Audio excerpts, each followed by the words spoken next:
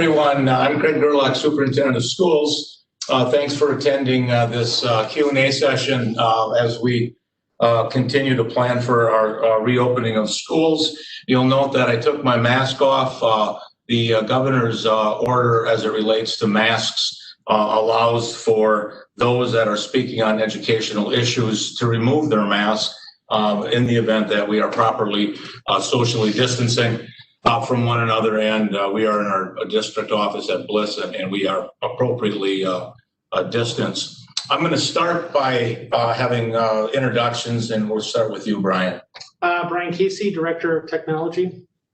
My name is Connie Meagard, and I'm the Director of Secondary Education. Hi, I'm Liz Potter-Nelson. I am the Secondary Curriculum and Instruction Coordinator. And I'm John Vollendorf, Principal at SPASH. Again, thanks and welcome. I'm just going to say a few words, and then we'll have about a 15-minute presentation, and then a Q&A session. We have 125 people that have joined so far. This is, I think, about the 6th or 7th webinar that we've had for staff, parents this week alone. We have a reopening plan that was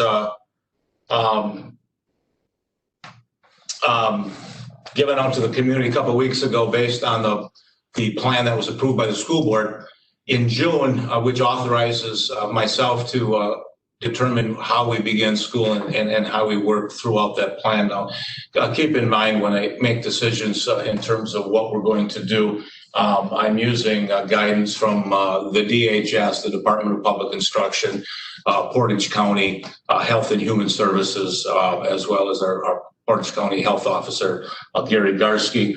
I've been planning with my team to reopen school really since March, not knowing when we would get back to school. If we need to plan to get our children back in school. Kids learn best in schools. Now, we also need to have a safe environment for them to do so. Governor Evers has given every district local control as it relates to what those plans look like. So it fits within our state guidelines as well as our local guidelines. And trust me when I say this has been very, very challenging. I am doing the best. We're doing the very best we can to move forward, and with putting politics aside, because there's a lot of politics out there. Obviously, you're well aware of it relates to this issue of reopening schools. I firmly believe we need to get our kids back in school. If we don't, when? I don't know, because we've got the authority to do it right now. If we choose not to, as some districts are, I don't know what their plan is then to make the decision to open up schools. So we're following the guidelines from the state and from the county. If things change between now and school, starting on September 8th, we'll pivot and we'll look at what we're doing and we can back off. But for now, we're moving forward, and what we'd like to accomplish tonight is you leaving feeling more comfortable with what we're doing and your questions answered. I'm asking for patience, knowing we're going to fall a few times as we go through this. This is uncharted territory for all of us. And of course, as we do move forward, we really would like to earn your trust. So given that, thanks again for being here. I'm going to turn it over to Connie.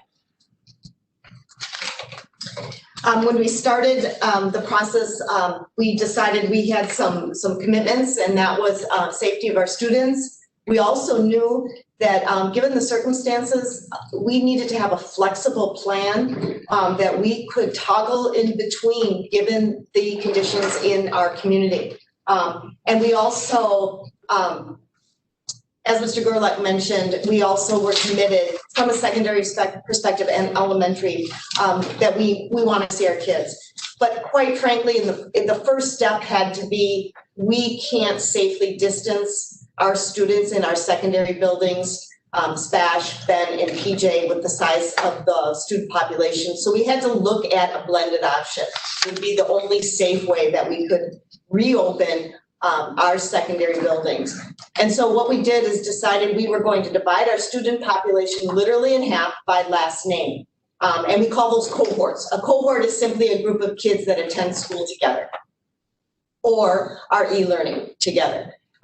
We made a very conscientious effort to use last name and then to very much dive in and analyze those two cohorts to assure that we had equal demographics and diversity reflected in each population. I know there's families and I know there's students who are disappointed that they might not be in a cohort with friends, and I completely understand that. But our responsibility has to be that population has to be literally divided in half, so that theoretically in every class that students go to, that class is divided in half, and roughly half of those students will be face-to-face. That's the only way we can distance at the secondary level. So looking at the two cohorts, they do match in terms of the demographics of our population. And that was our first job. So our schedule is that our cohort A attends face-to-face on Monday and Tuesday. Our cohort B attends face-to-face on Thursday, Friday. And when you're not attending face-to-face, you are in an e-learning environment. Wednesdays are devoted to cleaning our buildings, and Wednesdays are devoted to giving our teachers that time to prepare their curriculum and their instruction, which looks very, very different in a blended environment versus a completely e-learning environment or traditional. We do have some options for families. We are trying to be very flexible and sensitive to families' comfort level in returning to our buildings. So there are some opportunities for families who have said, I'm pretty confident I'm not returning to the school building this year. And we have a couple options for that. If parents are very sure that they are not going to come back into our school buildings for the school year, we do have an online learning center that has been in place for 10 years, housed at SPASH. It's a very successful program. It's taught by teachers that do online teaching all the time and are very, very successful at it. Those are opportunities for parents that want to go full-time online. We're going to recommend that program. Not that we don't want them in our classrooms at SPASH, but because that full-time on learning center is going to be taught by teachers that are very experienced. Our staff is doing a great job, but none of our staff were trained as online teachers. They were all trained to be face-to-face. So those are opportunities for families that are completely sure they're going to be in an online environment. It's a very successful program associated with Wisconsin E-Network, and the teachers do a really great job.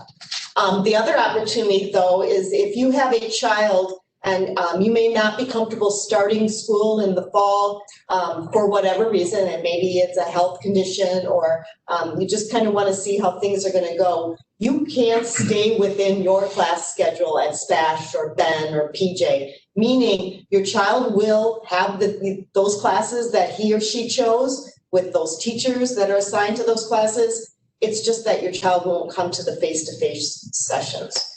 They will be learning in a virtual environment Monday, Tuesday, and Thursday and Friday. We purposely had a gradual start to the year, knowing that it's really important for our 7th and our 10th graders to have a good orientation experience in their first time coming to the building. So we're looking, and you'll be getting much more information from your principals detailing September 8th and 9th as just orientation days for just our 7th graders and our 10th graders, to have a whole day to get used to the building and to know how the procedures and operations are in each of their new secondary buildings. We then start on Thursday and Friday, September 10th and 11th, jumping right into cohort B, which is their assigned days face-to-face, and cohort A with their e-learning, and our schedule will go on as outlined. In the classroom, we have ordered sanitizing supplies, including gloves and wipes and large hand sanitizers for every single one of our classrooms in every one of our secondary buildings. We're also putting them all through offices and other learning spaces like the library. Those will be in place. Students are going to be required to wear masks with the exception of lunch. That is going to be required. We have plexiglass in several areas of our high traffic office areas and in areas where students might be working one-to-one. And the other is that we understand that passing times might be a concern. We've talked very openly and frankly with Portage County Health and Human Services about what that looks like. As with students masked and passing within a 4 or 5 minute period, as long as kids aren't congregating, the county was supportive of this plan. We will have enhanced safety protocols like students allowing to use backpacks, and other building safety protocols that are going to be communicated to all families by their building principal.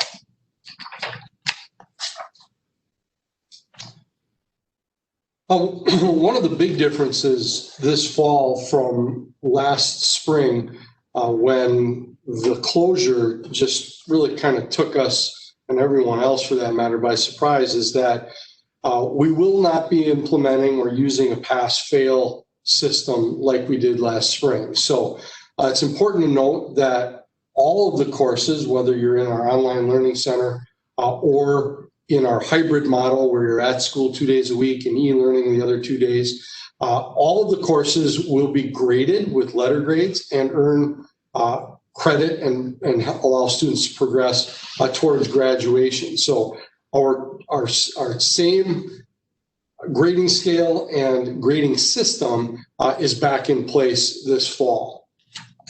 The other thing that families can expect is that although our serving may look a little bit different, we still will be serving meals and snacks at school.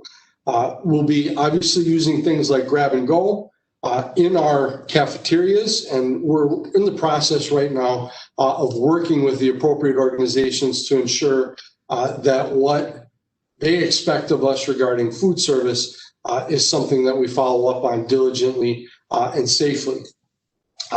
Breakfast is one of our biggest meals of the day in terms of number of meals served. That will be available as well. And as we get closer to school, and then as we get ready to bring the students into the building, we're going to be preparing more resources for students to try to inform them as best we can before they come into the building of what some of those processes may look like. Because as you can imagine, that time before school with students entering the building is an important time that we need to establish new routines for keeping students as safely socially distanced and moving towards their classes in a timely manner.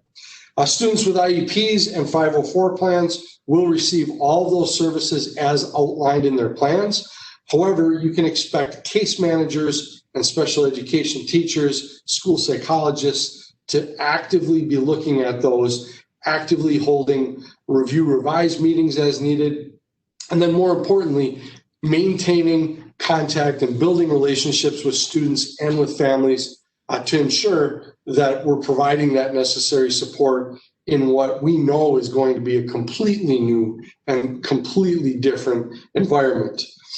We're also really aware that we cannot bring our students back in the building without prioritizing their social and emotional needs. While it's great to talk about grades and how we're moving away from that pass-fail that we had to do when we were kind of left with this surprise last spring, of utmost importance is our students' safety and their social and emotional health. So we've had a team of people who's been working all summer on establishing some priorities, some important targets, some benchmarks to provide students with a routine right from that first day that will support their social and emotional needs. That will be delivered via our advisory system. So your student's advisor, whether they're at PJs, whether they're at BEM, whether they're at PODS, whether they're at CFC or SPASH, your student's advisor is going to be that person who's going to meet with them every day. It'll be their one common teacher. So when they get their schedule, their advisor will be on there, and we'll spend some time developing that. As far as getting to school goes, busing is obviously still in effect. Our transportation department will be communicating with families.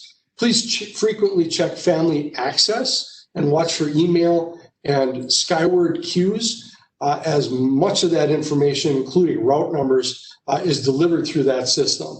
All adults and students on buses will be wearing masks, like Superintendent Gerlach and Ms. Nygaard alluded to earlier. So that's not a choice. That is an expectation for all adults and all students. We'll be going with 24 students per bus, 1 student per seat, and we're going to be asking those students to sit at the windows. Buses will be disinfected frequently and following each route as well. For families not using transportation, please remember to opt out using the link that's been shared with you. When you get to school and you need to pick up your son or daughter, each school is going to have a little bit different routine. And for those of you who have students at multiple schools, or for those of you who are parents who've been through this routine before, you know how each routine is a little bit different depending on the building, the neighborhood, the driveway. Please watch for that communication from your student's school, because that may be a little bit different as well. And we will have supervision to monitor social distancing. And we're going to really, especially at the high school level, really work with and ask our students to assist us with that piece and that management. As far as clubs and activities go, at this time, clubs and activities will be allowed to continue with safety protocols and procedures. That's not a complete black and white blanket statement, because obviously some activities, some clubs may be a little bit different. As we get everyone back to school, that'll be one of the important things that we work to reestablish. We, like Superintendent Gerlach said before, we really believe that it's important to get our students back into school, not only for the learning part and that progress towards graduation, but to also reconnect them with those activities and those relationships that are so important and essential to their growth and development as well. That includes all co-curricular activities. This is, however, as no doubt you've been hearing, seeing, and watching, an incredibly fluid situation. So as things change with the status of a sport, we'll be sure to communicate with you via our athletic department, via our coaches as well regarding those statuses.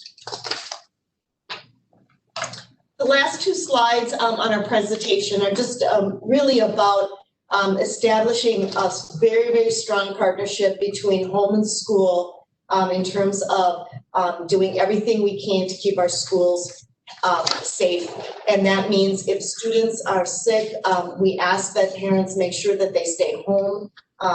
Anytime a student might come with any symptoms, it could potentially be putting this entire process at risk.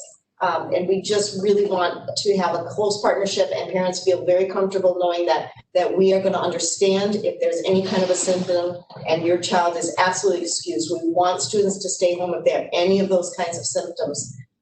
We've mentioned over and over about the face masks, and we need to have a very, very close partnership with our families, understand the importance. Again, having face masks and requiring them is one of the conditions that allows us to bring kids back to school.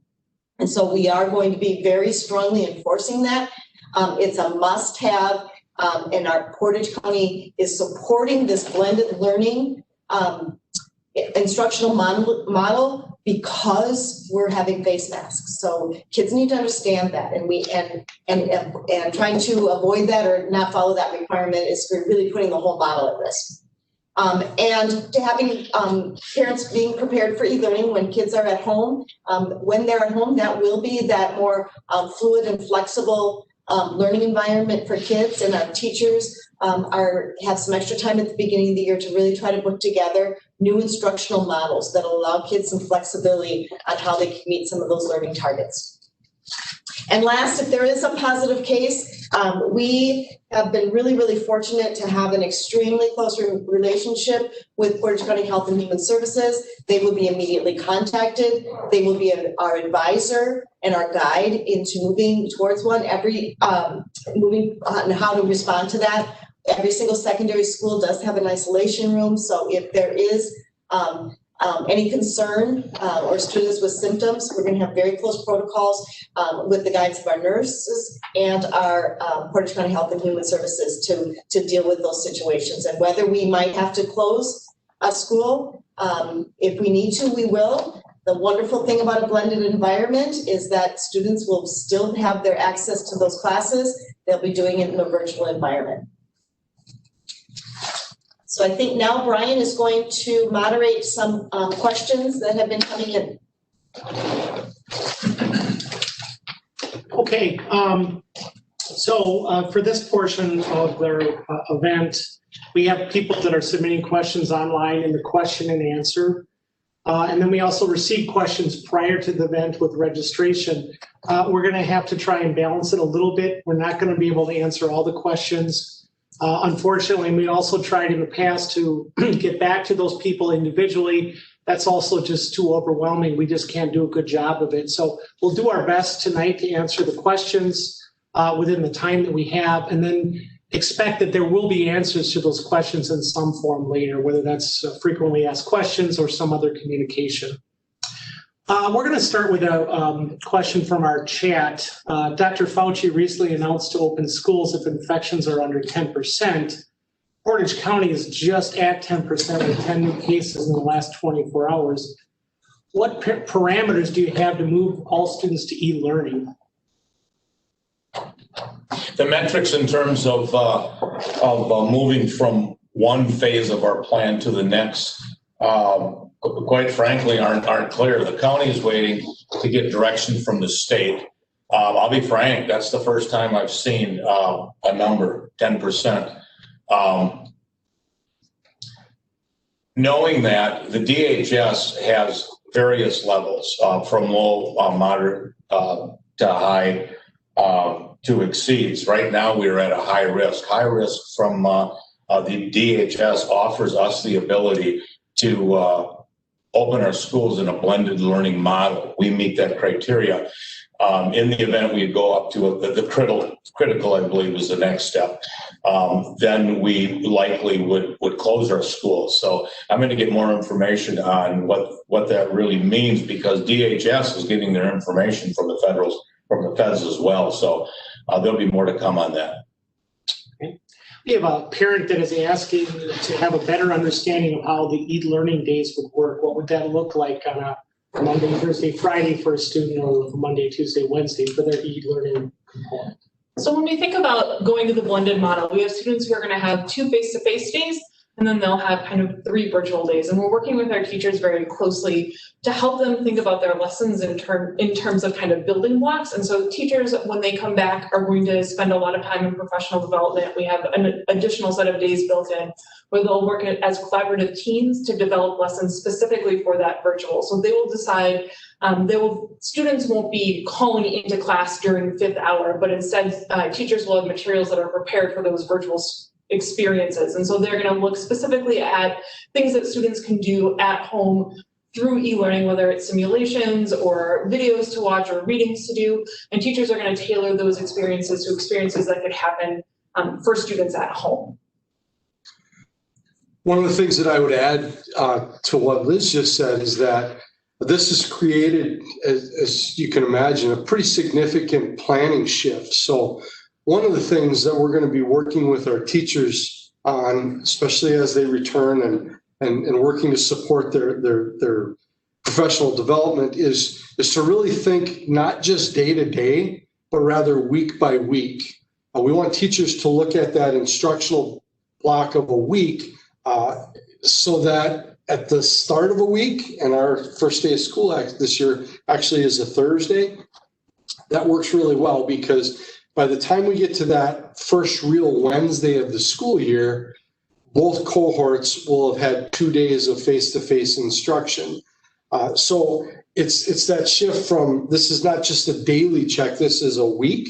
So you'll see often, hopefully, that things are often presented kind of a week at a time with an overview of the week and targets for the week with specific maybe activities for the face-to-face days, and as Liz mentioned, different things for those virtual days.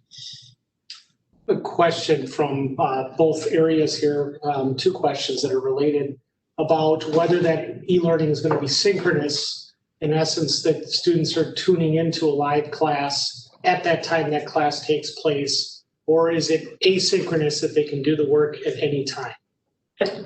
Okay, so at this time, we are not planning to hold synchronous classes. So a student, if they have a 5th hour math class, will not be calling into that 5th hour math class.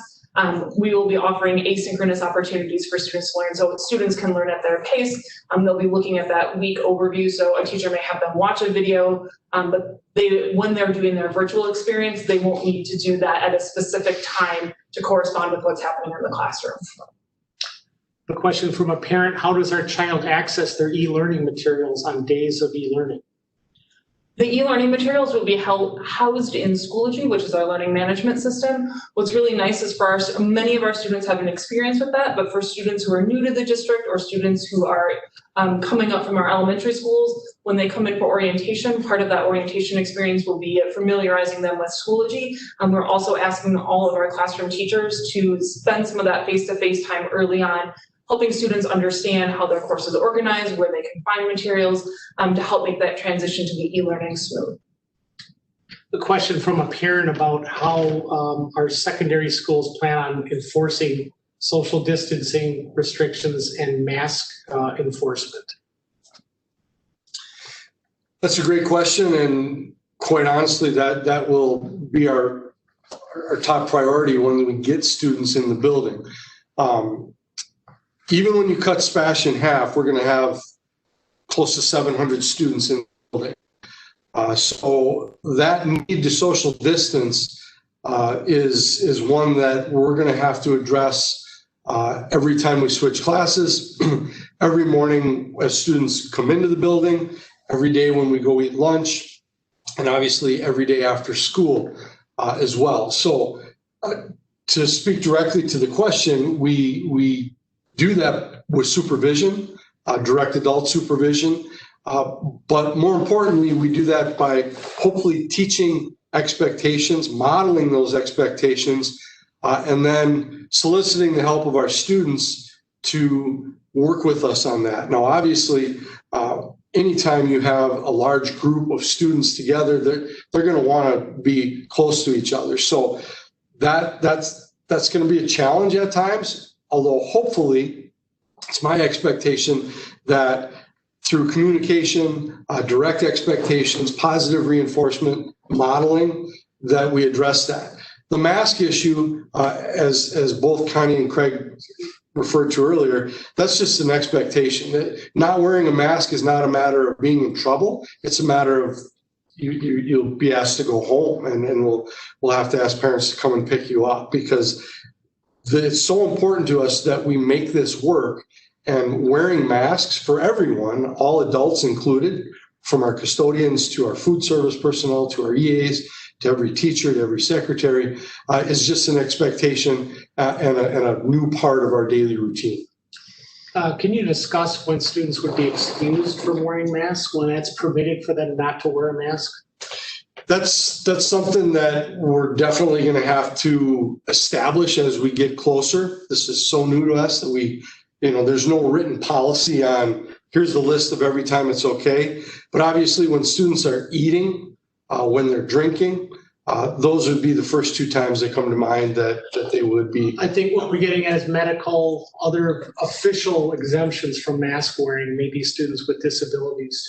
All students and staff are required to wear masks as per the governor's order. Prior to the governor's order, like a day or two ahead of time, we made a decision as a school district that we were going to require masks for all students. That said, there is an exemption for students and or staff that have a documented medical issue from a physician that would require them or would allow them not to wear a mask. A couple of questions related to music. A lot of questions about how music instruction would look. And related to that, are students allowed to change out of those classes, change their schedule if they don't feel that it's going to be the same experience in band or choir? Yeah, that's an excellent question. And I don't have a complete answer yet on music. And in my interaction with my principal colleagues from around the conference and around the state, much like some sports and other co-curriculars, music is its own challenge. Obviously, choir presents a very specific challenge with people singing and vocalizing in a shared space. Band with different instruments, presents its own unique challenges. And then obviously orchestra in and of itself, in spacing and social distancing, there's challenges there. The cohort model itself is going to challenge the way we deliver music instruction, simply because students will not be together every day for every music course. So we're in the process right now of working with Connie as a 7-12 team, working with our music leaders on coming up with ways to deliver music instruction, and it's just going to be different. Can we split students into smaller groups? Can we go outside at times? Do we need to do some of these things like singing virtually? So when students are in the safety of a room at home, is there software that we can use to blend things? So we don't have all those answers yet, but we do know that our music programs are incredibly essential parts of not just our schools, but also of our fine arts offering for students. So we're going to work as hard as we can to creatively come up with ways for students to engage in those programs. The second part of your question, Brian, about schedule changes and things like that, this pandemic has taught us that we need to be flexible. So we have schedule change policies in place at SPASH. However, we recognize that we may need to make exceptions for those, especially as people work through this and discover other challenges that may be very unique to them as individuals or families as well. A parent from Charles Fernandez wondering if the educational plan is different at SPASH or Charles Fernandez. In the past, that the schools have worked very closely together. CFC is doing some programming changes to provide students to come for longer periods of time at CFC. The reason for that is, again, to try to keep cohorts together in smaller spaces, and CFC's spaces are a little bit more challenging. So communication is going out soon to all the CFC families on some of those programming changes. Question about calendars that were sent home announcing school events, homecoming, dances, concerts. Is the district considering that those might still be held at some point in the future? What's the decision with that? Yeah, so when we make our annual calendar, those are simply core pieces of it. And it's important in any calendar, especially in a large high school and a large school district, that we provide as much advance notice of when those dates are. That's why those are in there. The reality of our situation, however, is that any of those events are certainly susceptible to cancellation or delays this year. Much like we've approached our school decision-making process since the pandemic closure, we're not going to jump ahead months ahead of time with some of those decisions. Now that's not to say that there may not be a time where we simply come out and say, we now understand that we can't do this. But for instance, with graduation, it was important to us, and certainly important to me as the principal, that until the people that we trust to provide us guidance and direction told us otherwise, that we tried to plan for those things. So that's the approach that we'll take with those events. Now, at this moment in time, is it feasible that we could have a Mr. Spash event? No. However, we don't know what things are going to look like in early to mid-October, which is when homecoming is this year. So we're going to take those decisions very, very carefully and as they come. I have a question real quick to ask if internet's going to be provided again for students that didn't have it. Yes, that is the plan. If parents fill out the form on Skyward, which they need to do prior to picking up their Chromebook, there are questions about internet access, and when they pick up their Chromebook, we should have that information ready and a MiFi or a mobile hotspot ready to go for them. So we have a lot of questions about the e-learning component. And one of those is how easy is it to switch back and forth? If they start off face-to-face and they decide this is not what they want, can they move to e-learning or vice versa? How fluid is that? We are asking that parents kind of commit to a quarter in terms of what they're deciding. Now, there's always going to be exceptions, some health conditions or other things that come up. We're well aware of that. But we don't want families switching, excuse me, every 2 weeks to decide to go back and forth. As much as we want to provide structure and schedules for students, we need to do the same for our staff. And so they need to be aware of who they're going to be seeing in class and who is coming to those face-to-face sessions. So we are asking that families, if they are starting out in the flexible where they are not attending face-to-face, that changes wouldn't be made at least before the first quarter. The question from a parent, e-learning was impromptu last year. Online courses were difficult to maneuver due to varying plan layouts and varying levels of tech fluency. Will this be more uniform? What supports for parents will be implemented to help regulate our students' learning? So we heard the feedback from e-learning about how people had a difficult time navigating within courses in Schoology. And so we are prepping, we outlined some guidelines for our teachers that we shared with them in June, giving them a heads up that there would be some course requirements and organization requirements, how they were going to organize their courses, and then intentionality with documents that are uploaded into the program, assignments, and then assignments within Skyward. And so we are working with teachers. We are providing them with more guidance on how to accomplish that. We're working with our technology department to make sure that teachers have the technology skills to do that. And we're providing them with time to then implement those changes. We'll also be following back and checking to make sure that that is implemented. But we know that the navigation was definitely a struggle. And so we wanted to make sure that we were proactive in addressing that coming up this fall.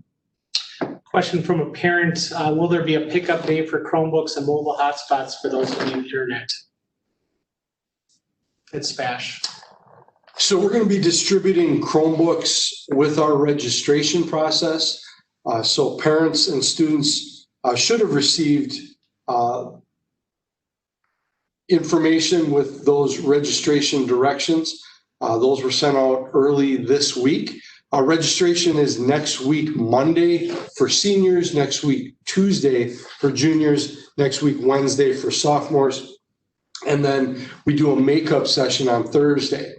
One thing that we did differently this year due to our situation is we did assign students a time window to come to school to pick up their Chromebook and get their ID picture taken. And we did that to regulate the number of people coming into the building.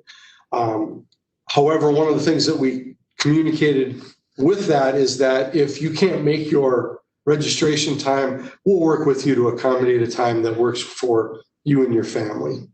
John, that ID photo day, is that also considered picture day for students as well, or is that different? No, that is their picture day as well. The junior highs do it a little bit differently. I think those picture days are a little bit later. But at SPASH, you'll come, you get your picture taken, you get your ID immediately, you get your Chromebook immediately. We'll have information on hotspots, and you'll get your schedule.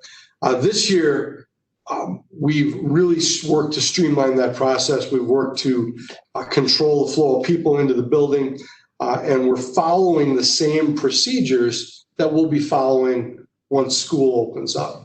Hand sanitizer for people as they walk in and as they exit.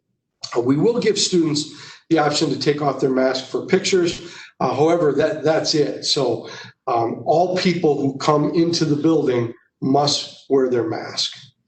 I would say for 7th grade students, those Chromebooks will be handed out the first day of school at the junior highs. I believe so. And 8th and 9th grade students still have their Chromebooks. That was the one group we did not ask to return.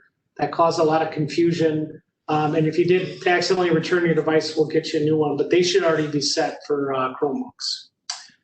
Okay, I'm going to switch back here. Will e-learning days require students to attend at a specific time of day? The variations in schedule seem to be difficult for my daughter to adhere to the class structure or lack thereof when attendance at a specific class is not implemented? At this time, we're on those e-learning days. We are not asking that students attend at a specific time. Students will know what the tasks are to be. The tasks will be communicated to them through Schoology, and then it is at their responsibility and the family's responsibility to work and get those accomplished. One of the things, Liz and Brian, too, that I know the junior highs are working on this too, is, you know, we want to get better at this. Last spring, when we were just kind of immersed in this suddenly without any notice, it was a real challenge to do some of the things that when we're face to face, we do just because that's a part of the way we do school, if you will. And I'm thinking specifically of extra student help and support. That's a big area. And it's important that as we work into this new hybrid model, that we're working on different ways to do that this year. So for instance, I know our math teachers are working on other things like offering scheduled times where someone will be online and live, although that's not a class, but it's going to give students hopefully more options to access help when it's not necessarily so asynchronous. Question from a parent, will there be an open campus for SPASH students, and what kind of lunches will be offered, hot or grab and go? So at this time, we are not closing campus. We have an open campus at SPASH for lunch. And part of our thinking and our conversation on this at the moment revolves around the fact that if we do have students who want to leave for lunch, that's actually a help in this situation, because they will be out of the building and allow us to decompress our space even more. Our lower commons edition, which is just incredible. It's beautiful. I cannot wait for people to see it. Comes at no better time, because what we're going to do is use that lower commons for lunch seating. Our south commons will still be a cafeteria space.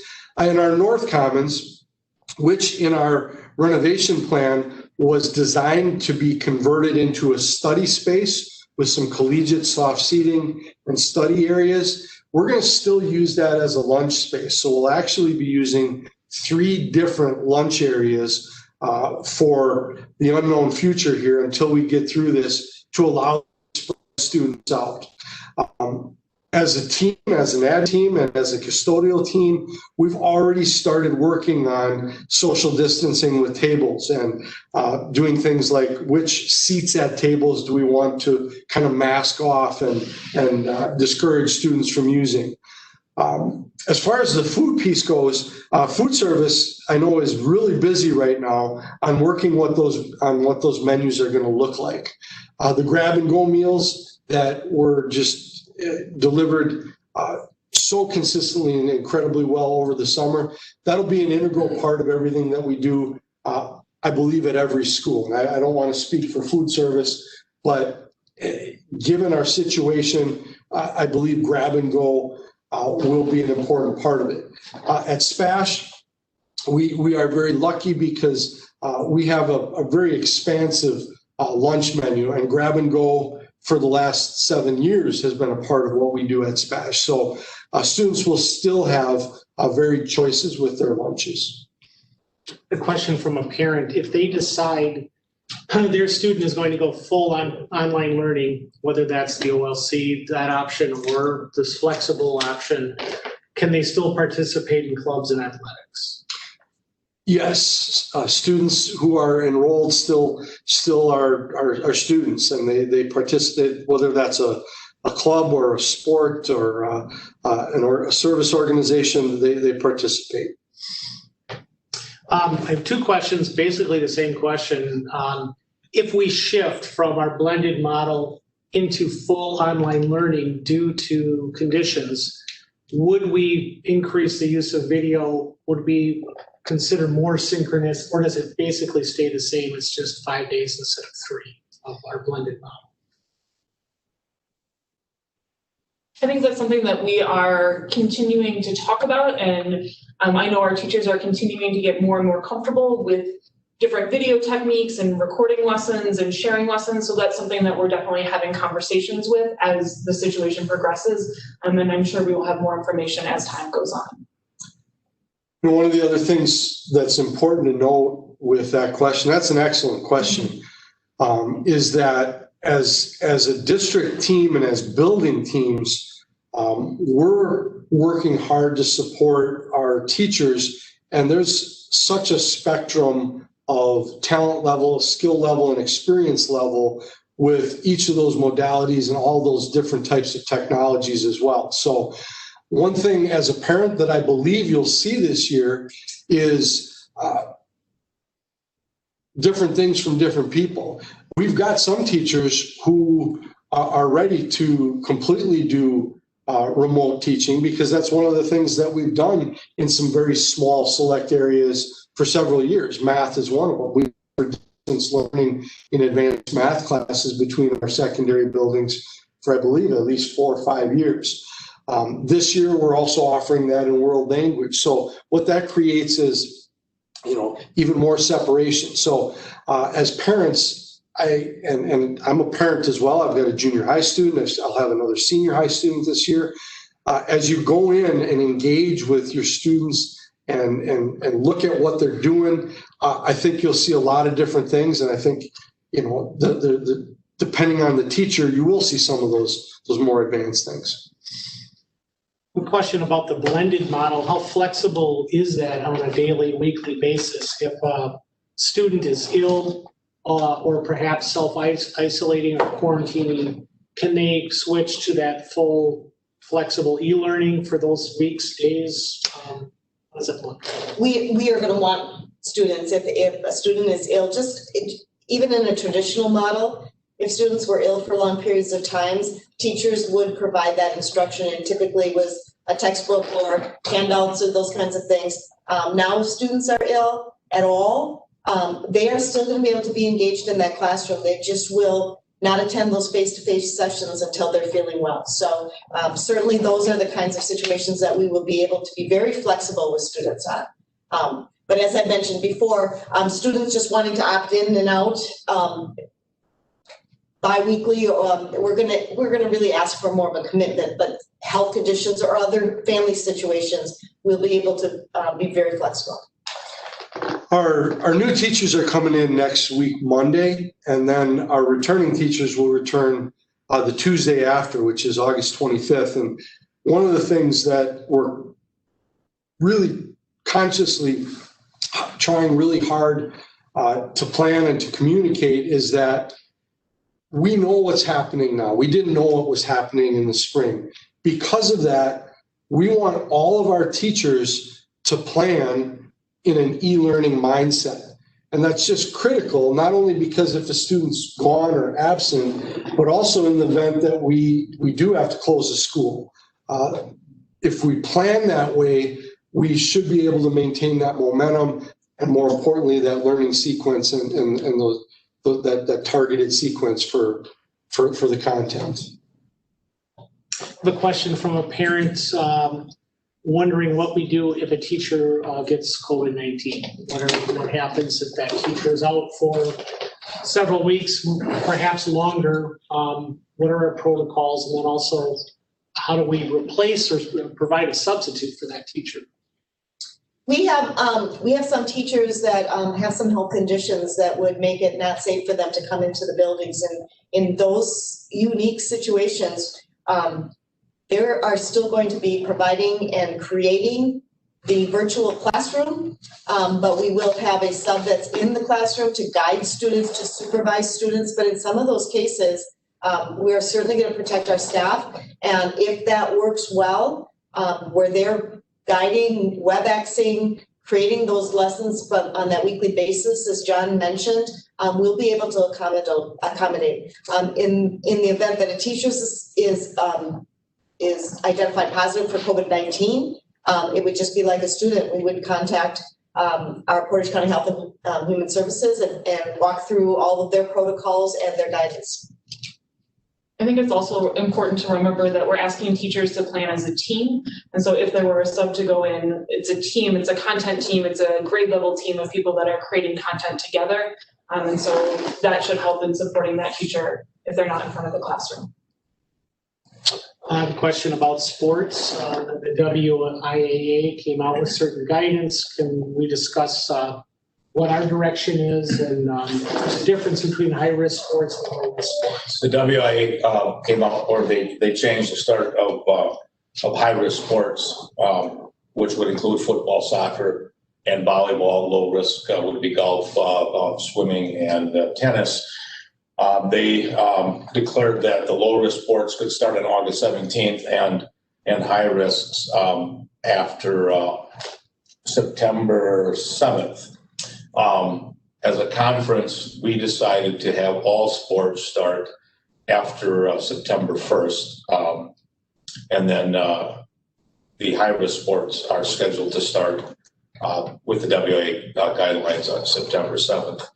Note that the WIAA is meeting tomorrow at 8 o'clock in the morning. It's probably reaction to the Big Ten canceling their fall season. So there will be more to come on fall athletics.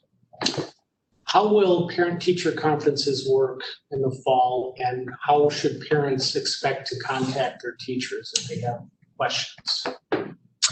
Right now, if conditions remain the same, it would probably be difficult to conduct fall conferences unless we have a very scheduled kind of arena style and can do it with social distancing. But again, the conditions will dictate how we can do parent-teacher conferences. As always, our teachers are expected to respond to phone calls, email, and other ways that parents want to contact them. Great. We are nearing the end here. We have about 5 minutes left. We're going to try and answer as many questions as possible and then save a few minutes to sort of wrap things up and have some concluding remarks here. Would kids need to wear masks during sports or physical education? There's an exemption for FIED in the guidance from the Governor Evers, actually the mask mandate. Athletics, the benefit of athletics, we're able to back it up right now with the WIA and our conference giving us some more time. There will be times where it's appropriate to mask. There will be times, quite frankly, it's just not possible to mask. Again, the whole issue of masking has probably been the most controversial issue since we shut down in March, and today remains to be the most controversial issue that we're dealing with. Yet prior to school starting and athletics starting, that will be very clear. Are there any possibilities for a child in 7th through 12th grade to go full-time to school if they feel that e-learning doesn't work, blended won't work? Is there any possibility for students to attend full-time? At this point, no. How will special ed assistants be working at the start of the school year, and what's the plan for Wednesday for educational assistants at our schools? I'm sorry, I got to go back to that last question. The whole issue with the secondary level in terms of the blended learning model is to decrease the numbers of students in the building. If we start to give students the option of going full-time, we will have many families and parents and students interested in going full-time. We won't be able to do our social distancing. Just an explanation of why I said no. And special education students, those plans are all individualized. So the case managers will be working with families and with the students to make sure that the IEP minutes are followed and services provided, and those will be done on an individualized basis. Okay. I believe it or not, we are at the end of our questions. I think we got through most of them. I'm just going to double check. Make sure anything didn't come through. I had a parent that wanted more information about IEPs that just came in. How does the IEP process look What do parents need to do for IEP meetings or to be involved in that process? The first point of contact would be the building school psychologist. And to contact that psychologist via email or a phone call, and to start to put those plans in place. They will be setting up those meetings. Okay, we have about 4 minutes left. At this time, I think we got to most questions. If we didn't, apologies. I think we did a very good job answering the pre-registration questions and the ones that came in. Some of those were also answered via chat. And again, look for more information. We'll try and synthesize what came out of these WebEx events and provide even more clarity to parents in the upcoming days. So with that, is there anything the panel would like to say to conclude this presentation? Well, I certainly would. This is a challenge for all of us. I am hearing on a daily and regular basis from many parents, and I'm hearing issues on both sides. I have people that are very frustrated, disappointed, and upset that we're opening our doors and we're bringing students back face to face.